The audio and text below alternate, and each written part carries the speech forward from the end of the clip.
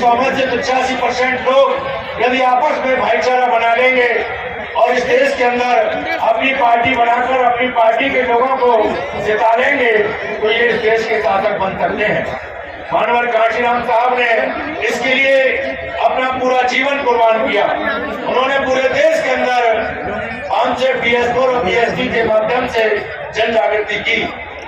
जो समाज लंबे समय तक कांग्रेस के साथ चल गया था वह समाज कांग्रेस को छोड़कर मानवर कांशीराम साहब के साथ चलने लगा। मानवर कांशीराम साहब के साथ चलते चलते बहुजन समाज पार्टी पंजाब में भी, हरियाणा में भी, उत्तराखंड में भी, बिहार में भी और आंध्र कर्नाटक में भी, दिल्ली, मध्य प्रदेश, राजस्थान, उत्तर प्रदेश, सभी जगह बहुजन समाज पार्टी के विधायक जीते, सांसद जीते, उत्तर प्रदेश में सरकार भी बनी। लेकिन मानवर कांशीराम साहब की बड़ी मेहनत से बनी हुई पार्टी जब पूरे देश में बढ़ी और जैसे ही मानवर कांशीराम साहब का देहांत हुआ तो उनके जाने के बाद जिन हाथों में बहुजन समाज पार्टी को सौंपा था वह नेता गलत नियम के कारण, गलत नीति के कारण उस पार्टी को आगे नहीं बढ़ा पाए। जिस प्रकार से बाबा साहब के बनाई पार्टी आरपीआई के नेताओं ने अपने निजी स्वार्थ में इस्तेमाल करके खत्म किया, ठीक उसी प्रकार से बहुजन समाज पार्टी को मानवर कांशीराम साहब के जाने के बाद बहुजन समाज पार्टी के नेताओं ने अपने निजी स्वार्थ में गलत नीति बनाकर, गलत नीयत के साथ पार्टी चलाकर पार्टी खत्म करने का काम किया है। जो पार्टी उत्तर प्रदेश में 206 विधायक लाकर बड़ी पार्टी बनकर, सरकार की पार्टी बनकर उभरी थी, आज वह पार्टी एक विधायक जीतने के लिए लाले पड़ गए। साथियों, पूरे देश के अंदर उस पार्टी का वोट बैंक 1%, आधा %, 1.5% रह गया है। जो मिशनरी लोग थे, जो मानवर कांशीराम साहब के समय के लोग थे, उन सबको उस पार्टी के नेताओं ने बाहर का रास्ता दिखाया। आज पूरा समाज परेशान है, पूरे समाज के लोग दुख और तकलीफें बर्दाश्त कर रहे हैं।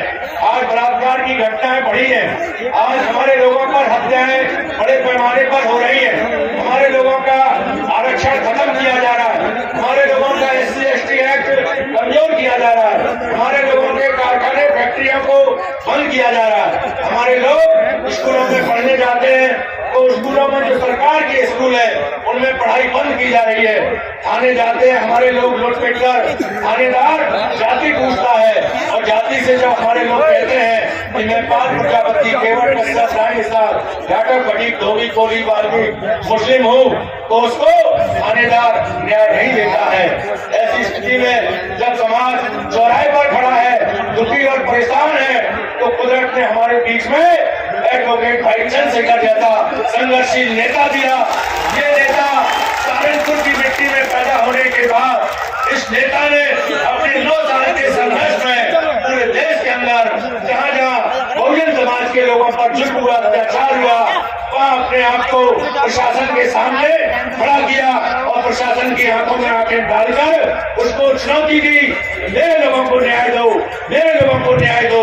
यदि मेरे लोगों को न्याय नहीं दोगे तो चंद्रशेखर अपने घर नहीं जाएगा। आपको गिरफ्तार करना है तो गिरफ्तार कर लो।